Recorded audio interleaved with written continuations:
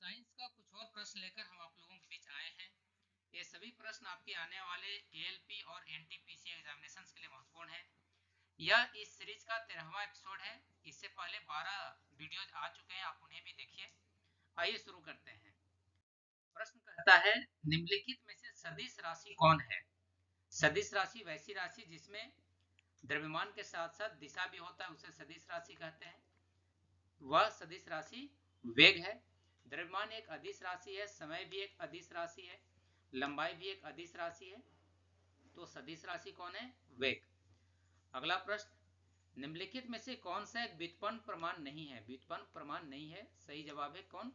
द्रव्यमान। अगला प्रश्न, त्वरण ज्ञात करने का सही सूत्र कौन सा है? हम लोग जानते हैं त्वरण का मतलब ए होता है एक्सेलरेशन, एक्सेलरेशन का वैल्यू होता है v minus you by T. पहला जवाब सही है, पहला ऑप्शन सही है।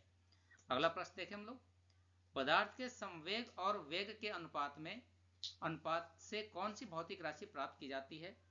तो पदार्थ का संवेग, संवेग का मतलब मास गुने वेलोसिटी, और वेग का मतलब होता है सिर्फ वेलोसिटी। तो मास और वेलोसिटी को अगर अनुपात निकालिएगा तो v और v तो कट जाएगा ना, बचेगा क्या? सिर्फ द्रव्यमान। तो सही जवाब हमारा है सी। अगला प्रश्न देखें।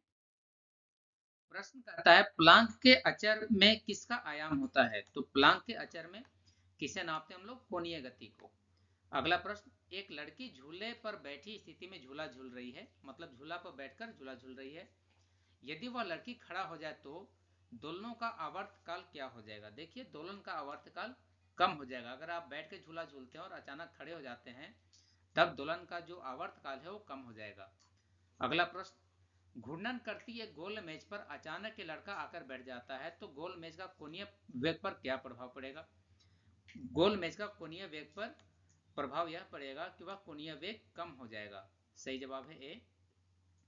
अगला प्रश्न, यदि किसी चलती वस्तु के वेग को दुगना कर दिया जाए, वेग को दुगना कर रहे हैं, तो उसका त्वरण दुगना हो जाएगा? नहीं जी, त्वरण दुगना नहीं होगा। गतिज ऊर्जा? नहीं, गतिज ऊर्जा तो 4 गुना हो जाना चाहिए। यह सही जवाब है सी, गतिज ऊर्जा 4 गुना हो जाएगा। अगला प्रश्न देखिए हम लोग। प्रश्न कहता है, न्यूटन के गति के तीसरे नियम अनुसार क्रिया तथा प्रक्रिया से संबंध बल, क्रिया और प्रतिक्रिया से जो संबंध बल है वह हमेशा एक ही वस्तु पर लगे होने चाहिए? नहीं, दो वस्तु पर लगेगा। एक वस्तु अगर ए है, इस दिशा में मान लीजिए गतिमान है, या इस दिशा में इसके ऊपर बल लगा रहा है, अगर यह वस्तु दूसरी वस्तु के साथ टकरा जाए, तब दोनों वस्तु के ऊपर लगने वाला बल अलग अलग होता है। मतलब दो बल लग रहे हैं और दोनों बल अलग अलग वस्तु पर लग रहे हैं। तो सही जवाब है हमारा सी, हमेशा भिन्न भिन्न वस्तुओं पर लगे होने चाहिए। अगला प्रश्न, प्रत्येक क्रिया के बराबर एवं विपरीत दिशा में एक प्रतिक्रिया होती है, यह न्यूटन का तीसरा नियम है। यह न्यूटन का तीसरा नियम है। अगला प्रश्न देखें हम लोग, जल में तैरना न्यूटन के गति के किस नियम के कारण संभव है? जल में हम लोग तैर पाते हैं न्यूटन के तीसरा नियम के कारण, तीसरा नियम के कारण। अगला प्रश्न, जब कोई पिंड विराम अवस्था में रहता है तब तक वह विराम अवस्था में बना रहेगा जब तक उस पर कोई बाह्य बल कार्य नहीं करता है। यह कथन किसका है? यह कथन भी न्यूटन का है। न्यूटन का पहला नियम या जड़त्व का नियम के हिसाब से यह सही है। इस वीडियो में इतना ही।